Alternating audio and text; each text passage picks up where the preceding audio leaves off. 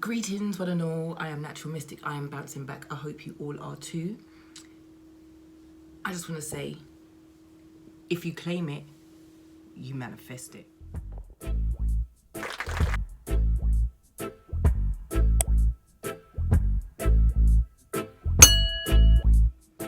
So let's discuss. Let's discuss. Right. So why do I say, let's discuss? Because of what's going on lately.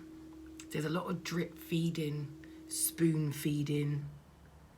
Here's your medicine with some sugar on top just to make sure you swallow. You know them ways there? So where am I going with this? This testing thing that they keep asking people, take a test if you feel unwell. Take a test if you feel unwell. If we took tests for every little thing that they said that we should take a test for if we feel unwell, none of us would ever leave our homes ever again. I'm just keeping it real. I am absolutely sick and tired to the back teeth of hearing people claim this stuff. They've given something a name, then people say, oh, I think I've got it. I'm not even putting it out there. I don't even want to manifest the thoughts, let alone claim it and then manifest it. You see where I'm going with this?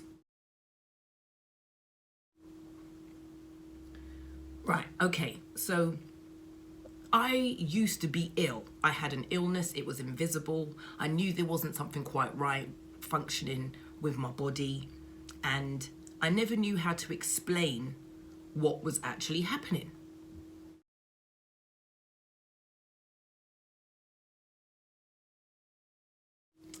So I had a brain swelling, commonly known as a tumour.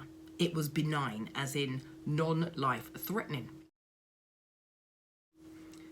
So when I actually discovered that, my first question to the consultant wasn't, how do I get rid of it? Or do I have to shave my head to have an operation? No.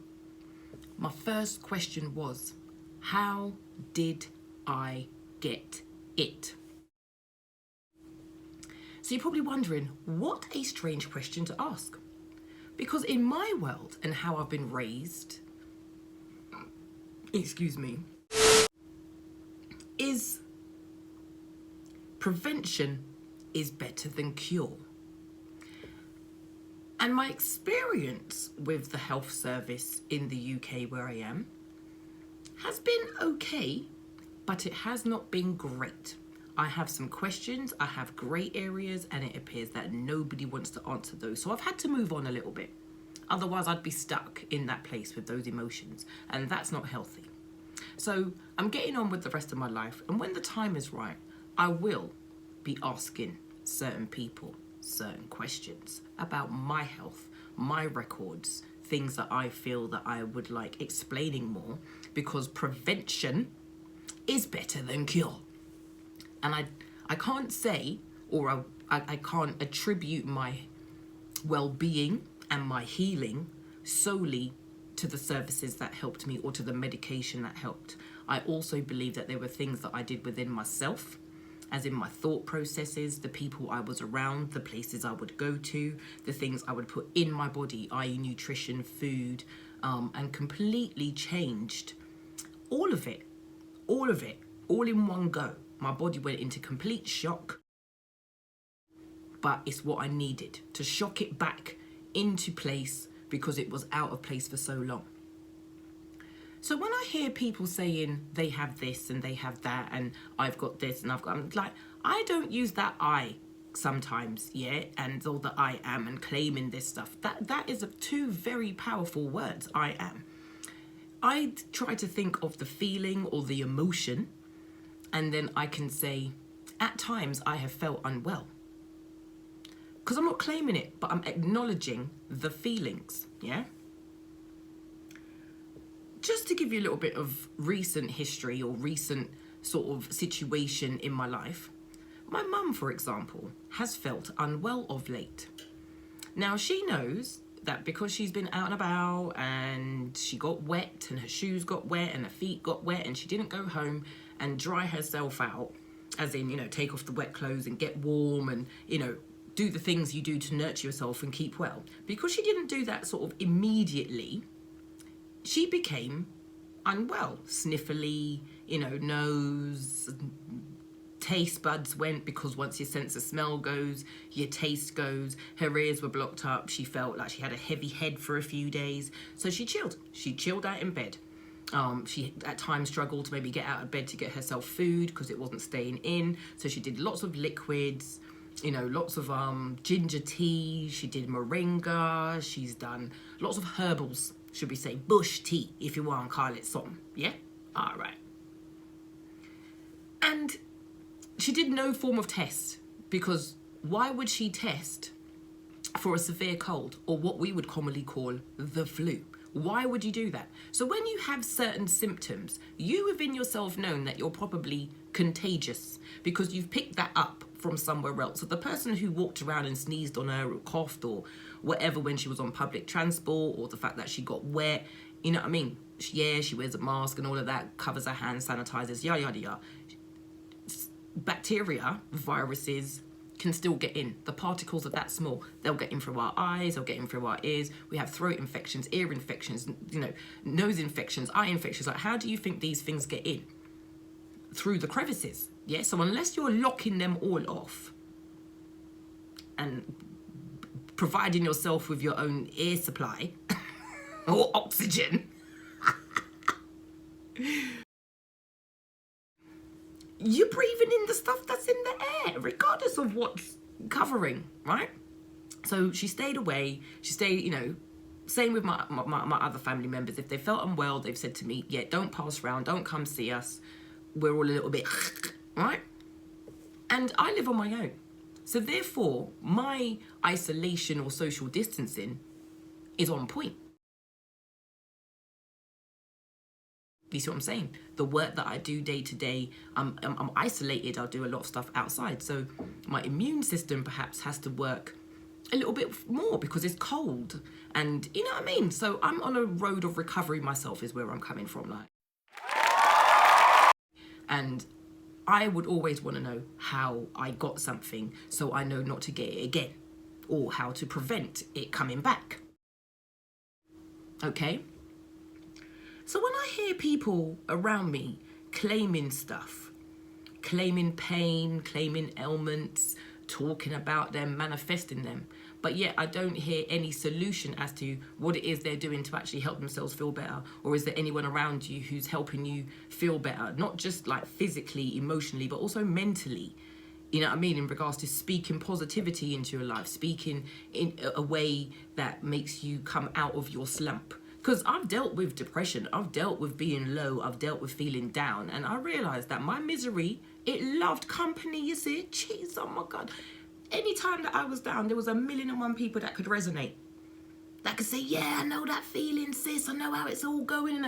But you see, as soon as you're bouncing back and you try to uplift yourself and change your attitude, there's so many people that are gonna go, oh, how did you do that? Why are you so happy all the time? Like, what makes you tick? Like, you're so positive, you're so inspirational. Because I've lived on the dark side already. I claimed negativity. I walked around it. It's that whole law of attraction. People, it's what I'm saying. It's not just about what's in the book of The Secret or what's in books in between the pages. You actually have to physically live that stuff. You have to experience it. The amount of negativity that I used to talk into my world and then wake up each day thinking why things were going wrong is because I was living wrong. I was speaking wrong. I used to do wrong even. And I say that in regards to the foods, the company, the places I've lived, the places I used to visit, the things I used to do that I used to think that used to fill me weren't right for me. So I had to go away and shut down. When my body started to shut down, I had to figure out, how am I going to live? How am I actually really going to find what you would call your purpose or your inner self, your inner soul? Why am I here? That kind of thing, you get me? I had to go away and have a conversation with myself.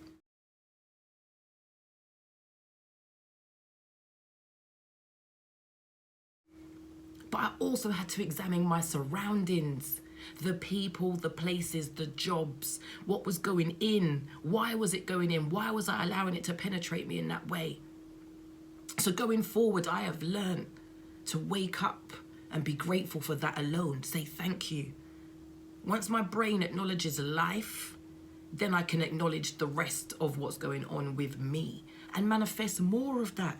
If something feels good to you, why would you not try to recreate that over and over and over again? That's the bit. So with all that being said, I'd ask you all to take care of yourselves. Do the things that you talk about doing in regards to health and well-being, and actually do that. Listen to yourself, because I will come back with how I didn't listen to myself, what my body was telling me, what the people around me was telling me, but yet I was living in this dark space and didn't feel like I could ever get out. So there is a journey that you have to take. Excuse my phone. That's family. So there is a journey that you have to take. It is long, it can be arduous, it can be rocky, it can be dark and scary at times. But what you need to try and do is pick on those people around you that you can have on your emergency call list. The ones that will fill you when you need filling, but also be resourceful within yourself. Implement things in your own little world, in your home, in your life that actually bring you joy, whether it be in art or sewing or cooking or writing or journaling. Like, there's always something where you have that inner escape. It's in you to find. So you have to experiment with lots of different things to find what you like, things that are good for you, things that bring you joy, whether it be dancing, exercise, walking, vlogging, blogging, whatever it is. Claim the good stuff. Claim the stuff that makes you feel elevated, like a better person, like you're learning, like you're growing, like you're a tree. You get me? One love. I hope that sits well with you all. Take care. Rastafari.